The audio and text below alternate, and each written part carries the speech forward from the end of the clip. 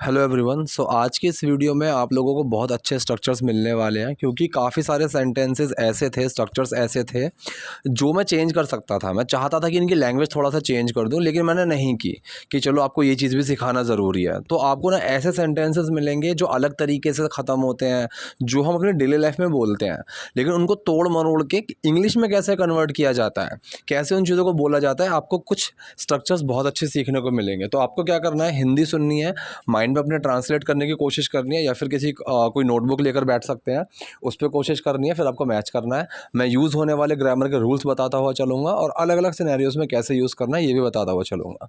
तो चलिए वीडियो शुरू करते हैं। देखिए यहाँ पे पहला है, नमस्ते अंकल।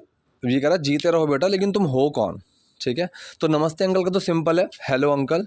अब ये कह रहा है जीते रहो बेटा। अब हिंदी में हम इस तरीके से बोलते हैं ना, मतलब बड़े जो लोग होते हैं इस तरीके से बोलते हैं, जीते रहो। ठीक है, सो ब्लेस यू। ठीक, एक होता है कि भगवान सलामत रखे, भगवान तुम्हारा भला करे, तो गॉड ब्लेस यू हो जाता है। लेकिन ब्लेस यू जो है वो बहुत कॉमन है, इंग्लिश में भी और हिंदी में हम बोलते हैं जीते रहो। ठीक है, सो ब्लेस यू, जीते रहो बेटा, ब्लेस यू सन। लेकिन तुम हो कौन, बट हु आर यू। अब लेकिन तुम हो कौन, अब लोग ना इन चीज़ों में कंफ्यूज हो जाते हैं। ये तो एक बहुत छोटा सा एग्जांपल है, आगे और भी ऐसे सेंटेंस आएंगे। लेकिन तुम हो कौन, ये सेंटेंस कैसे बनेगा, लेकिन तुम कौन हो सेंटेंस यही है। ठीक है, तुम कौन हो सेंटेंस यही है।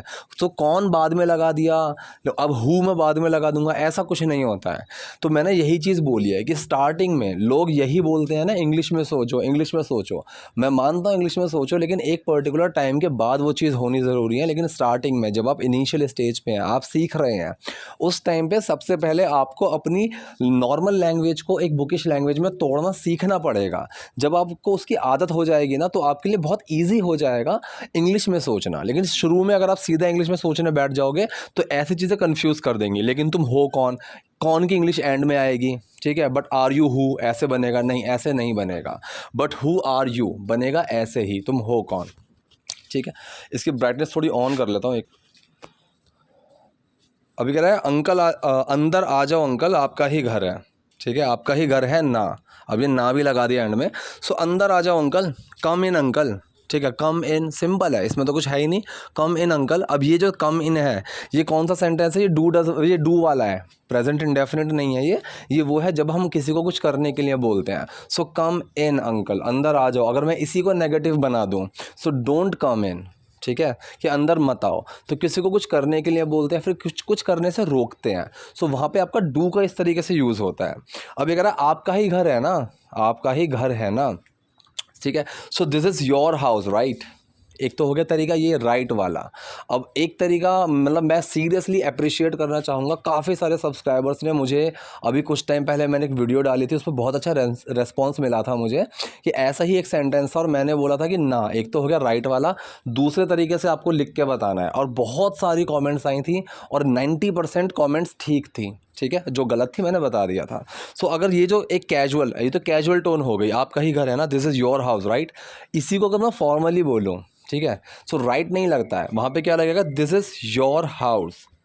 ठीक है, this is your house, is in this. ठीक है, इज़ नॉट दिस, इस तरीके से आ जाएगा। अब अगर आ जाओ शर्माओ मत। ठीक है, आ जाओ, कम इन। ठीक, आ जाओ, कम इन। अब कम आउट भी सेंटेंस होता है क्या कोई, कम आउट। ठीक है, ये चीज़ आप मुझे सोच के बताओ, थोड़ा रिसर्च करके बताओ कि कम आउट का यूज़ होता है और कहाँ होता है, या होता है या नहीं होता है। ये चीज़ मैंने आपके ऊपर डाल दी है। मैं अगली वीडियो में इस चीज़ को कवर कर लूँगा।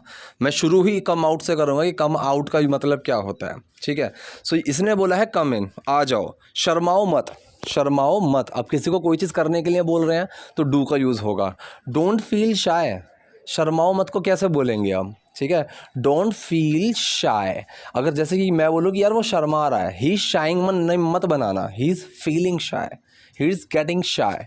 इस तरीके से आप सेंटेंस को बनाइए। ठीक है, so do not feel shy. अब जो डू वाला सेंटेंस होता है कुछ करने के लिए जब बोलते हैं, तो ये मोस्टली ना आप यही देखेंगे कि मैं किसी दूसरे से बोल रहा हूँ तब ये चीज़ हो रही है, मैं किसी और के लिए नहीं बोलूँगा वहाँ पे। ठीक है, इस तरीके से। सो मैं किसी को कुछ बोलूँगा, इधर आओ, इधर बैठो, ये करो, वो करो, मत करो, शोर मत मचाओ, खड़े हो जाओ, बैठ जाओ, तो तब ये इस तरीके के सेंटेंस होते हैं। तो शर्माओ मत, डोंट फील शाय, अंदर आओ, कम इन। अब ये कह रहा मुझे शर्म क्यों आएगी। अब एक तो सेंटेंस ये हो गया, मुझे शर्म क्यों आएगी, ये तो आपको सिंपल सा बन जाएगा, ठीक है, वो मैं आपको बताऊंगा फॉर्मेशन क्या होगी। लेकिन आप एक चीज़ समझने की कोशिश करो, मुझे शर्म क्यों आएगी, एक तो ये हो गया, मैं क्यों शर्माऊँ भला, मैं क्यों शर्माऊँगा, ये तरीके हो गए। हम इस तरीके से हिंदी बोलते हैं, राइट। कोई मुझे बोले कि शर्मावत है ज़रा, और मैं बोलूँ भाई मैं क्यों शर्माऊँगा, आ रहा हूँ, ठीक है। सो मैं क्यों शर्माऊँगा, मुझे शर्म क्यों आएगी, ये हिंदी में अलग अलग बोलने के तरीके हो गए। लेकिन जब हम इस चीज़ को इंग्लिश में बनाएंगे तो ये कैसे बनेगी, क्या ये फ्यूचर की बात चल रही है, पहले आप ये सोचो कि सेंटेंस कौन सा होगा, क्या ये फ्यूचर की बात चल रही है, ठीक है। ये फ्यूचर की बात नहीं चल रही है, ये अभी की बात चल रही है। अब जैसे हम ये बोलते हैं ना कि भाई वो सो रहा होगा, वो सो रहा होगा, ये फ्यूचर की बात नहीं चल रही है। मतलब मैं अपने दोस्त को कॉल कर रहा हूँ, ठीक है, और वो फ़ोन नहीं उठा रहा, और मुझे पता है कि इस टाइम उसके सोने का टाइम होता है, तो मैं क्या बोलूँगा, यार वो हो सकता है, मतलब वो सो रहा होगा, ठीक है। सीखा हमने क्या है, गा गी गे एंड में आ रहा है तो वो फ्यूचर वाला सेंटेंस होगा, लेकिन ऐसा नहीं होता है, ठीक है। ऐसा नहीं, जैसे मैंने अभी बोला ना कि सीखा हमने ये है कि अगर एंड में गा गी गे आ रहा है तो वो फ्यूचर वाला सेंटेंस होगा। लेकिन यहाँ पे ये जो लाइन आई कि वो फ्यूचर वाला सेंटेंस होगा, अब मैं यहाँ पे फ्यूचर की बात नहीं कर रहा हूँ। सो ये जो इस तरीके के सेंटेंस होते हैं ना कि भाई मैं क्यों डरूँ उससे, ठीक है, मुझे कैसे पता होगी, ठीक है, मुझे क्या पता, मैं क्यों करूँ ये चीज़। तो ऐसी जो चीज़ें होती हैं, ऐसी चीज़ों में वुड का यूज़ करते हैं, ठीक है। अगर कोई मुझसे पूछ रहा है कि भाई एक काम करो तुम उधर जाके बैठो, और मैं बोलूँ मैं क्यों जाऊँ वहाँ पे, सो वाई वुड आई, ठीक है। शुड का भी हो जाएगा यूज़ कि वाई शुड आई, ठीक है। लेकिन एक टिपिकल अगर आपको लेना है कि मैं क्यों शर्माऊँ भला, या तो why should I feel shy, या फिर वाई वुड आई। वुड का मतलब क्या होगा, मैं क्यों शर्माऊँगा, मैं क्यों शर्माऊँगा भला, एक वो हो गया। मुझे क्यों शर्म आएगी, मुझे क्यों शर्माना चाहिए, शुड हो गया, ठीक है। सो दोनों आप यूज़ कर सकते हो, यहाँ पे वुड भी लग जाएगा, शुड भी लग जाएगा, ठीक है। मैं क्यों शर्माऊँ, वाई वुड आई, ठीक है, why would I feel shy. अभी कहते चिराग ये कौन है, ये कह रहा है ये मेरे दोस्त हैं। चिराग हु इज़ ही, ये कौन है, ठीक है। सिंपल सेंटेंस आपका, सिंपल प्रेजेंट वाला जिसमें कोई एक्शन नहीं होता है। सो हु इज़ ही, ये कौन है, ये कह रहा है ही इज़ माई फ्रेंड, ये मेरे दोस्त हैं। अब ये बता रही है पापा ये विद्रोही जी हैं, डैड ही इज़ मिस्टर विद्रोही, ये विद्रोही जी हैं, ही इज़ मिस्टर विद्रोही।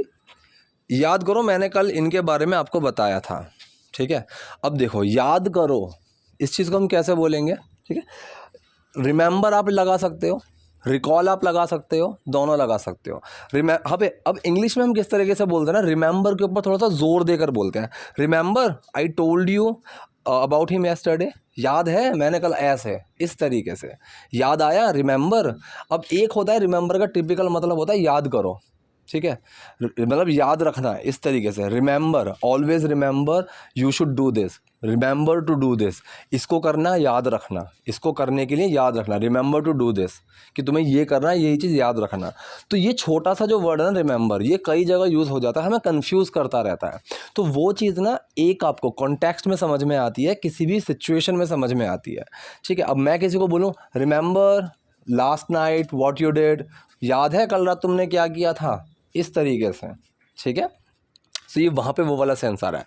Remember I told you about him yesterday, अब ये दूसरा जो सेंटेंस है I told you about him yesterday, ये सेंटेंस है आपका पास्ट इंडेफिनिट, ठीक है, कि मैंने कल बताई थी, पास्ट इंडेफिनिट, टेल की सेकंड फॉर्म आई है।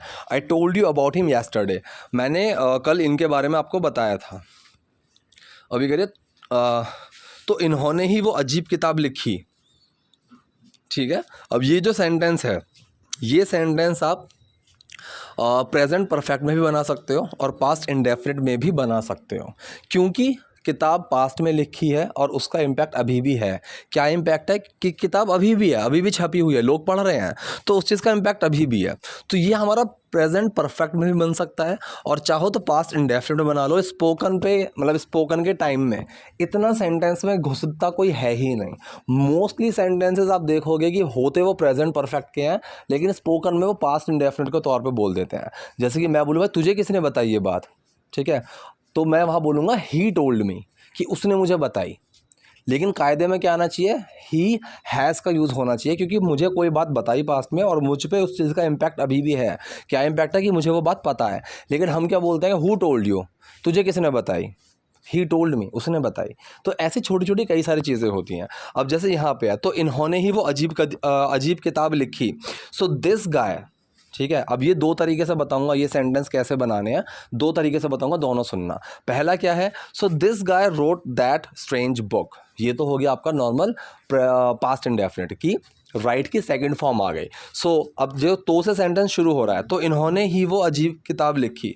So this guy wrote that strange book, ठीक है। सो लगेगा, ठीक है। सो दिस गाय, इसने, रोट दैट लिखी स्ट्रेंज बुक, अजीब किताब।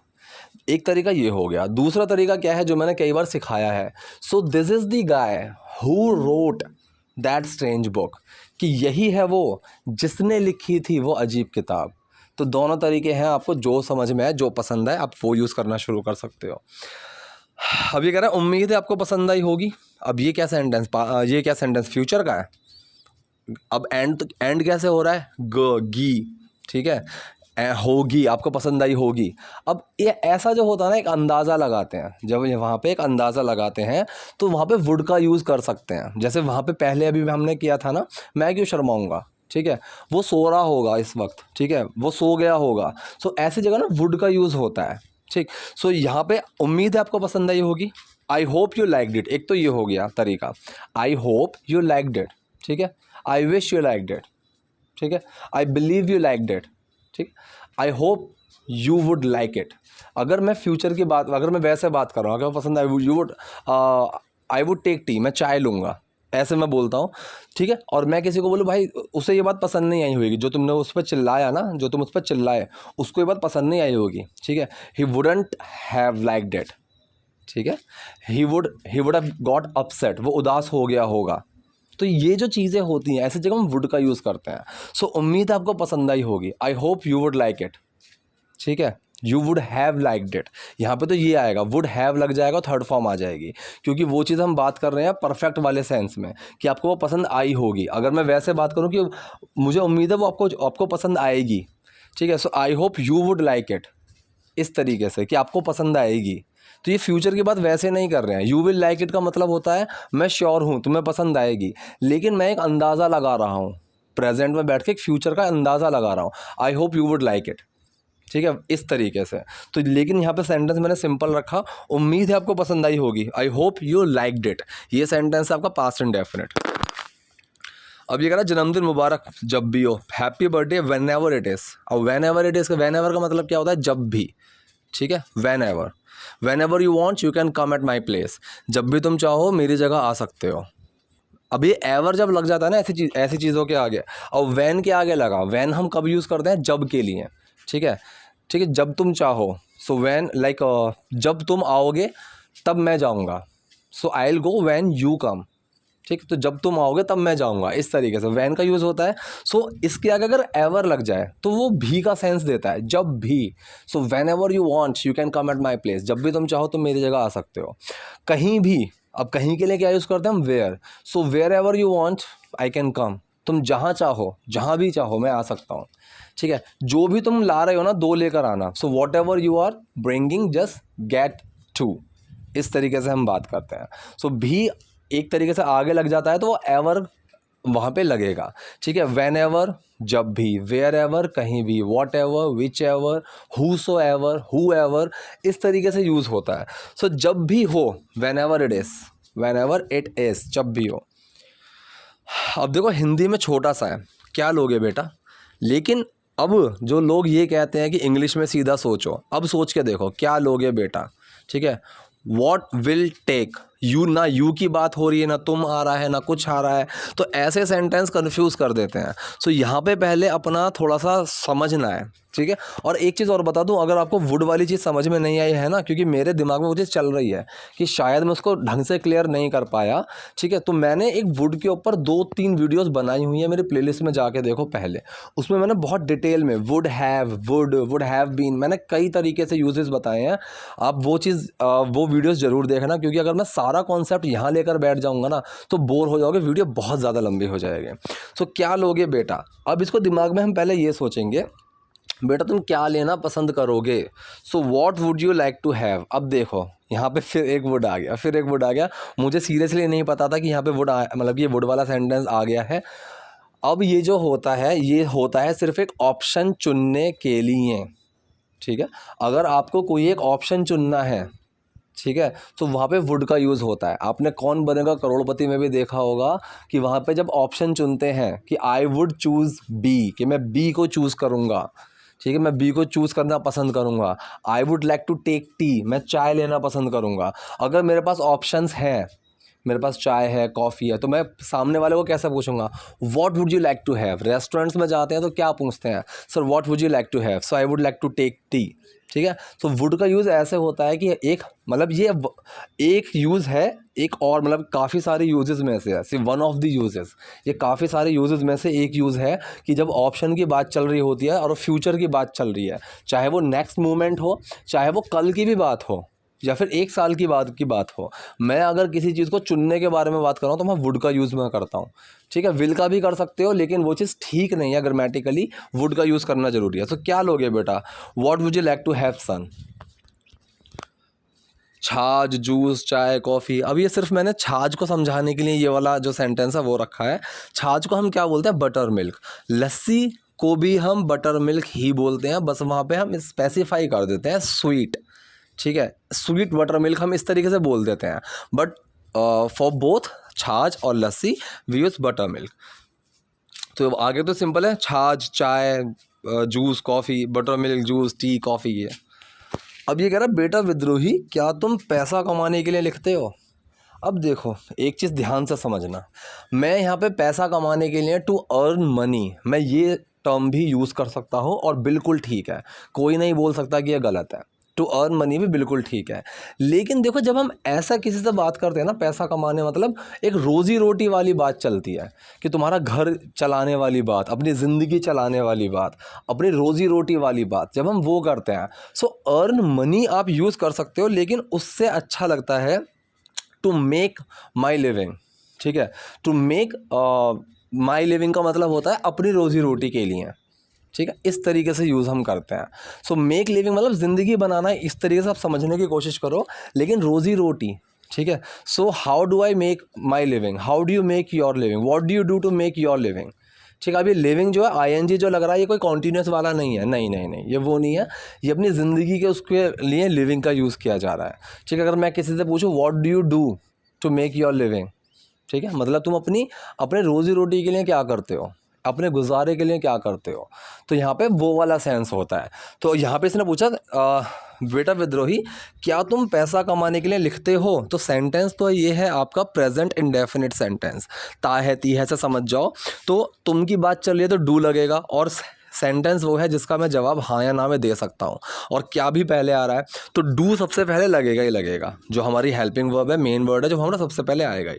सो डू यू राइट, क्या तुम लिखते हो, टू मेक अ लिविंग, ठीक है। मेक अ लिविंग मैंने वही बताया, अपनी रोज़ी रोटी के लिए, और यहाँ पे पैसा कमाने के लिए, वो वाला सेंस आता है। सेंस को समझना यहाँ ज़रूरी है, ठीक है। So do you write to make a living, कि भाई तुम अब रोज़ी रोटी के लिए लिखते हो। अब यहाँ पे अपनी का यूज़ नहीं करा है, अपनी, तो मैंने यहाँ पे मेक योर नहीं लगाया, मेक अ लिविंग सिंपल सा लगा दिया है कि तुम रोज़ी रोटी के लिए ये सब करते हो।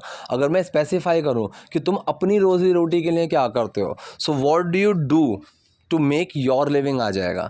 लेकिन अगर मैं सिर्फ इतना पूछ रहा हूँ तुम रोज़ी रोटी के लिए क्या करते हो, so what do you do to make a living, ठीक। सो अ और योर इसका समझ में भी आ गया होगा, आई होप।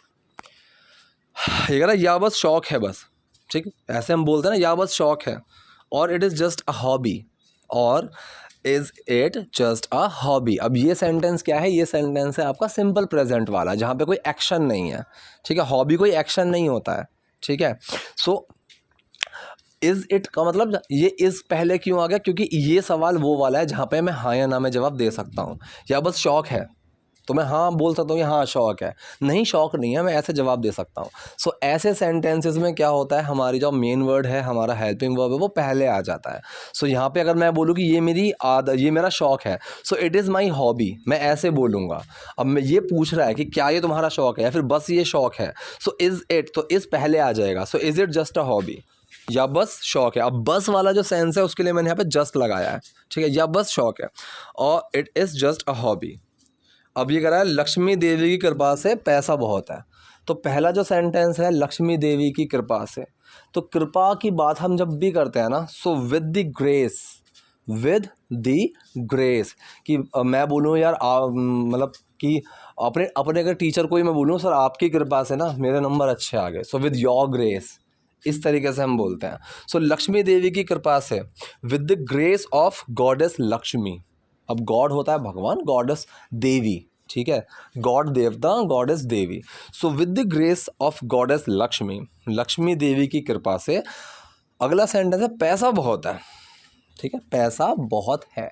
अब किसी भी चीज़ की पोजेशन की जब बात चलती है, पोजेस, कि मैं इस पे मालिकाना हक रखता हूँ, मैं इस चीज़ को पोजेस करता हूँ, ये तो वहाँ पे हैव का यूज़ होता है, बहुत कॉमन चीज़ है। आई हैव अ पेन, मेरे पास एक पेन है, ठीक है, ऐसी चीज़ है। So this is my pen, ये भी पोजेशन में ही आता है। वो उसके ऊपर भी मैंने एक अलग से वीडियो बनाई हुई है, अभी डिस्कस नहीं करते हैं उस चीज़ को। सिंपल से इतना समझ लो कि मेरे पास ये है, मेरे पास वो है, सो ऐसी जगह पे हम हैव का यूज़ करते हैं, ठीक है। उसके पास है, हैज़ का यूज़ करते हैं। ये जो सेंटेंस होता है ये होता प्रेजेंट इंडेफिनिट वाला ही है, कि मतलब मैं ये रखता हूँ। अगर मैंने बोला ही हैज़, तो ये हैज़ पता है क्या है, ये हैज़ है, हैव के अंदर छुपा हुआ डज़। अगर मैं इसका नेगेटिव बनाऊंगा ना, सो वो ही डज़ नॉट हैव हो जाएगा। और इस चीज़ के ऊपर मैंने छोटी सी वीडियो बनाई थी, अभी कुछ दिन पहले ही बनाई है। तो मतलब मेरे पास पैसा बहुत है, मैं बहुत पैसा रखता हूँ, तो ये वो वाला सेंटेंस होता है, आई हैव अनफ मनी। अगर इसका नेगेटिव बनाओ, सो आई डोंट हैव आ जाएगा। वो तो आई के साथ डू आता है और सिंपल में डू छुप जाता है, एक्शन में कोई चेंज नहीं आता, तो डू छुपा हुआ है हैव के अंदर, ठीक है। आई हैव अनफ मनी, पैसा बहुत है, बहुत है। अब अनफ का मतलब यूज़ हम करते हैं ना एक पर्याप्त के लिए, काफ़ी वाला जो सेंस होता है ना, कि यहाँ भाई इतना काफ़ी है, इतना पर्याप्त है, वहाँ पे हम एनफ का यूज़ करते हैं। यहाँ पे आप लॉट भी लगा सकते हो, I have lots of money, ठीक है, I have lots of money, ऐसे आप बोल सकते हो, ठीक। सो वो भी ठीक है, लेकिन पैसे की जब बात चल रही हो ना और काफ़ी की बात चले, इतना है मतलब इतना कर, तो एनफ का यूज़ करना शुरू करो, वो ज़्यादा अच्छा रहता है, प्रोफेशनल साउंड करेगा और वो थोड़ा एक आपको अलग भी बनाएगा। सो आई हैव अनफ मनी, पैसा बहुत है।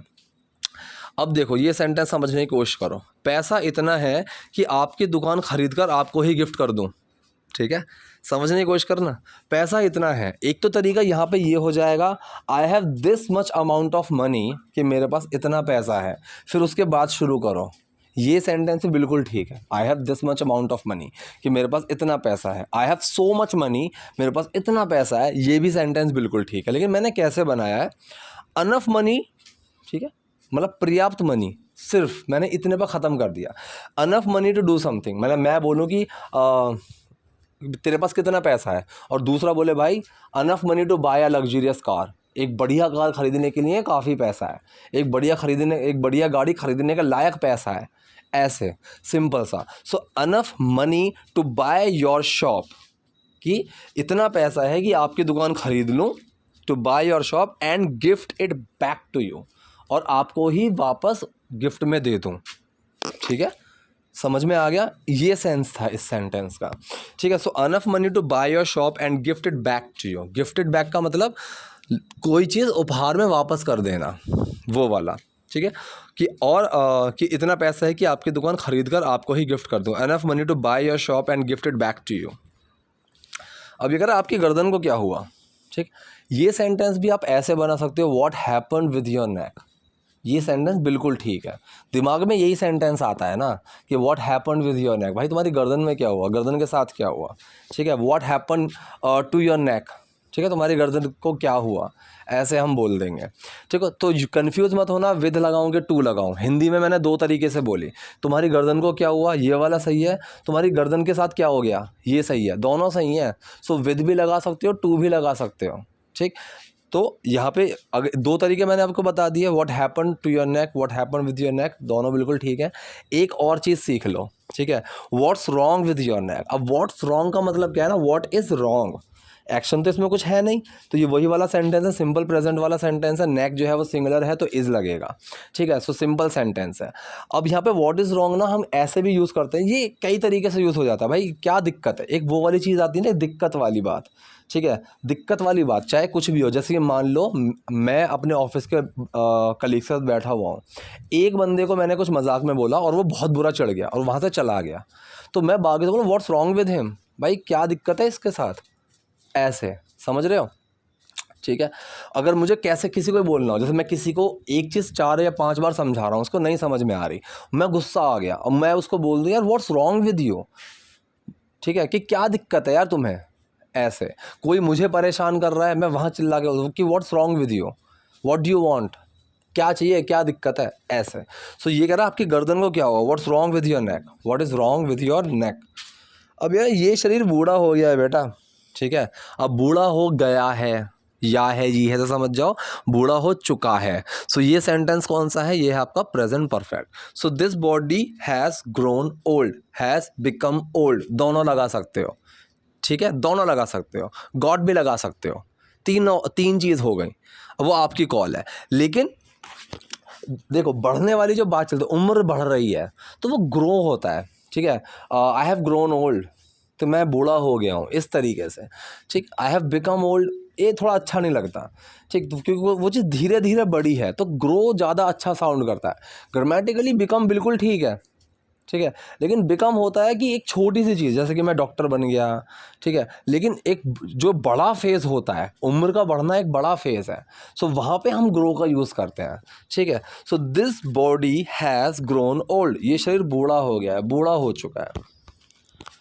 इसे समय समय पर मरम्मत की ज़रूरत होती है, ठीक है, इसे समय समय पर मरम्मत की ज़रूरत होती है, इट नीड्स। अब ये जो सेंटेंस है ना, ये प्रेजेंट इंडेफिनिट सेंटेंस है, ताहे ती ऐसे समझ गए होगे, ठीक है। तो यहाँ पे नीड के अंदर डस छुप गया, सो इट नीड्स, इसको ज़रूरत होती है, किस चीज़ की, इट नीड्स रिपेयर्स, मरम्मतों की, मरम्मत की, it need repairs every now and then. ये मैंने जानबूझ के यूज़ किया है, मैं चाहता तो इसकी जगह कुछ भी यूज़ कर सकता था, ठीक है, like every on very short time span, ठीक है, मैनी टाइम्स, फ्रीक्वेंटली, मैं इसको ऐसे भी यूज़ कर सकता था, ठीक है, इट नीड्स रिपेयर्स फ्रीक्वेंटली, कि काफ़ी समय समय पर। लेकिन एक चीज़ नई सिखाने के लिए मैंने यहाँ पे यूज़ किया है every now and then. Every now and then का मतलब होता है समय समय पर, ठीक है, समय समय पर। सो इसको अगर ग्रामेटिकली बिल्कुल ट्रांसलेट करोगे, एवरी नाउ एंड देन का मतलब हर अभी और तब, ये इस तरीके से बनेगा। लेकिन ग्रामेटिकली मत भागना, ये एक थोड़ा, ये एक स्ट्रक्चर है, ये एक फ्रेज़ है काइंड ऑफ, इसका मतलब होता है एवरी नाउ एंड देन का मतलब समय समय पर, ठीक है, कि भाई तुम्हें मतलब तुम्हें हर समय समय पर कुछ ना कुछ दिक्कत आती रहती है, ठीक है। So you face problems every now and then, every now and then I have to go to my native place, कि मुझे अपने घर जाना पड़ता है समय समय पर, इस तरीके से। सो इसे समय समय पर मरम्मत की ज़रूरत होती है, it needs repairs every now and then. अभी कह रहा है कोई बड़ी बात नहीं है अंकल, ठीक है, इट्स नथिंग सीरियस।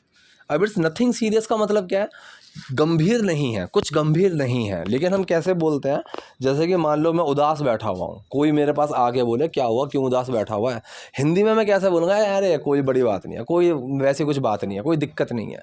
हिंदी में मैं कई तरीके से बोल दूँगा, इंग्लिश में भी मैं कई तरीके से बोल सकता हूँ, इट्स नथिंग सीरियस, ठीक है, it's not that kind of serious, इतना कुछ गंभीर बात नहीं है, ठीक है, it's not a big deal, कोई बड़ी बात नहीं है। कई तरीके से मैं बोल सकता हूँ, तो तरीके कई होते हैं, ये मत सोचना कि मैंने एक तरीका बताया तो एक ही तरीका है, तरीके कई सारे होते हैं। मेरा सिर्फ मोटिव ये है कि आपको उन तरीकों को भी समझाता हुआ चलूँ, और जो मैंने लिखे हैं मैं ये भी समझाता हुआ चलूँ। इससे पता है क्या होगा, इससे ना आपका दिमाग खुलेगा, इससे आपको बहुत सारे आइडियाज़ आएंगे दिमाग में, इससे आपको कल को कोई नया सेंटेंस आपके सामने आता है, so you will feel confident कि ऐसा नहीं है कि इसको एक ही तरीके से बोल सकते हैं, there must be several ways to say the same thing, कि एक ही चीज़ को बोलने के कई सारे तरीके होंगे। Let me give a thought to it, कि मैं एक बार इसको ट्राई करता हूँ, अपना एक सोच देता हूँ इस तरीके से। सो कोई बड़ी बात नहीं uncle, it's nothing serious, it's not a big deal, ठीक है, इट्स नॉट दैट सीरियस, कई तरीके बोल सकते हो। तो मैंने यहाँ पे लिखा इट्स नथिंग सीरियस अंकल, कोई बड़ी बात नहीं अंकल। तुलसी के बीजों को पानी में भिगोकर रात को पियो, ठीक है। हाँ, तुलसी के बीज क्या होते हैं, बेसिल सीड्स, ठीक है। तुलसी के बीजों को पानी में भिगोकर, तो मतलब तुलसी के बीजों को पानी में भिगो और रात को उसे पियो, ये सेंटेंस है। सो भिगोने को क्या हम बोलते हैं, सोक। सो सोक बेसिल सीड्स इन वाटर, कि भाई पानी में तुलसी के बीजों को भिगो, and drink it at night, और रात को उसको पियो, ठीक है, ये सेंटेंस इंग्लिश में ऐसे बना दिया। हिंदी में मैंने बोला कैसे है, तुलसी के बीजों को पानी में भिगोकर रात को पियो। लेकिन आपको इसको अपने दिमाग में तोड़ना पड़ेगा कि तुलसी के बीजों को भिगो और उसको रात में पियो, ऐसे सेंटेंस बनाना है। तो खुद को कंफ्यूज नहीं करना है। आप कोई भी एक लाइन लो, मैं कह रहा हूँ गाने की लाइन उठा लो, कोई भी गाने की लाइन, क्योंकि गाने की लाइन्स ऐसी होती हैं जो सबसे ज़्यादा कंफ्यूज करती हैं। मैंने गाने के ऊपर मतलब एक ही वीडियो बनाई थी, ठीक है, उसके बाद मैंने वीडियो नहीं बना पाया हूँ, क्योंकि गाने की वीडियोस को ना बहुत ज़्यादा तोड़ना भी पड़ता है। और लोगों ने यही चीज़ बोली थी कि सर अभी गाने के मत लेकर आओ, सबटाइटल्स की ही लेकर आओ, मूवीज़ के डायलॉग्स के। तो मैंने कहा ठीक है, उसी को मैं कंटिन्यू रखता हूँ। अभी बाद में मैं कोशिश करूँगा कि दिन में मैं 2 या 3 वीडियोज़ डाल पाऊँ, कि एक गाने की हो गई, एक मूवी के किसी डायलॉग की हो गई, एक कुछ नया सिखाने की हो गई। तो मैं बाद में इस चीज़ को थोड़ा सा एक्सपेंड करने वाला हूँ in terms of the quantity of my videos, the quality of my content. और दूसरा जो मेरा चैनल है उस चीज़ के ऊपर भी मैं अपना कंटेंट को थोड़ा बढ़ाने की सोच रहा हूँ। और काफ़ी सारी चीज़ें आने वाली हैं, पता है। आई थिंक नेक्स्ट मंथ से ही वो चीज़ें आ जाएंगी। आज तो ये मंथ सितंबर तो स्टार्ट हो ही गया है, ठीक है। सो अक्टूबर में कई सारी चीज़ें नई आने वाली हैं, मतलब संडे क्वेश्चन बॉक्स, आपका जूम क्लासेस, मैं बहुत सारी चीज़ें मैं प्लान कर रहा हूँ। So let's see how it goes. If everything goes according to my planning, so that will be very good for you and for me as well, क्योंकि मुझे बहुत मज़ा आता है पढ़ाने में, एंड आई होप आपको भी पढ़ने में मज़ा ही आता होगा, तभी आप मेरी वीडियोज़ देख रहे हैं। तो ये एंड तक शायद लोगों ने मेरी बात सुनी भी नहीं होगी, कुछ लोगों ने मेरी बात सुनी होगी जो मैंने एंड में ये सब चीज़ें बोली हैं। बाकी सारे लोग शुरू की ही देख के अपना काम चला लेते हैं, लेकिन but I don't have any problem और issue for those people as well, ठीक है। तो अभी आपको अगर कोई दिक्कत आई है तो मुझे कमेंट बॉक्स में बता देना। वीडियो पसंद आई तो लाइक करो, नए हो तो लाइक सब्सक्राइब दोनों कर दो। Thank you.